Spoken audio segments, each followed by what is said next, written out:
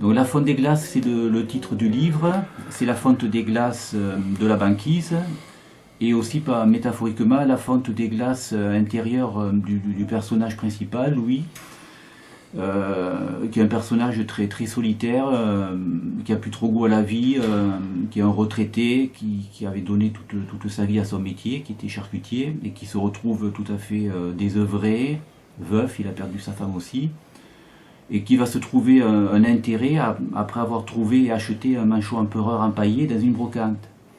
À partir de là, il va se mettre en quête d'autres manchots empereurs, ce qui va l'amener à entrer dans une médiathèque, à apprendre à utiliser Internet, à acheter sur des sites commerciaux, en l'occurrence d'autres manchots empereurs, et constituer une petite collection de 12 manchots empereurs qu'il appellera sa Dream Team, qu'il installera dans le grenier de son pavillon de banlieue, qui repeindra en blanc et qui transformera une espèce de banquise et qu'il appellera son grenier banquise.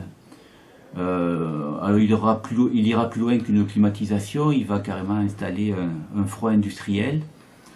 Et puis là, il va passer beaucoup de temps à regarder ces 12 manchots empereurs. Et petit à petit, il va avoir envie d'aller voir des vrais manchots empereurs. Et donc il va prendre pour la première fois de sa vie un avion et se rendre en Antarctique, où il rencontrera un guide qui l'amènera effectivement dans ce qu'on appelle une manchotière, c'est-à-dire un rassemblement de manchots empereurs.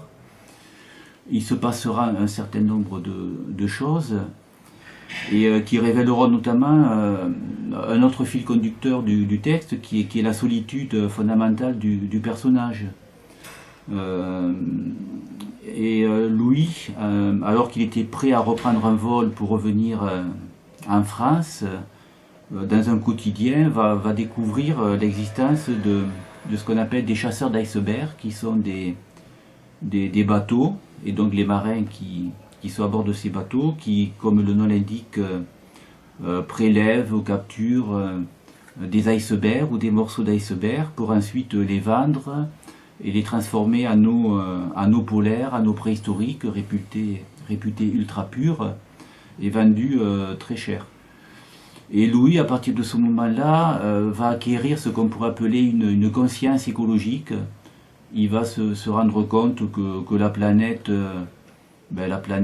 subit des dommages, et donc à partir de ce manchot empereur empaillé, trouvé dans une brocante toulonnaise, alors sans être militant, étant toujours très très passif, très très taiseux, il va quand même s'intéresser à l'écologie, mais d'une façon qui est vraiment globale, générale, et toujours apportée au manchot empereur. Il s'inquiète beaucoup pour le manchot empereur. Et il va rencontrer une journaliste qui va lui permettre d'embarquer sous prétexte d'un reportage, en le faisant passer pour son caméraman, à bord d'un chasseur d'iceberg. Et donc il va embarquer et naviguer sur ce bateau. Et ensuite, je ne vais pas tout dire ici, mais il y aura beaucoup de choses qui vont s'enchaîner.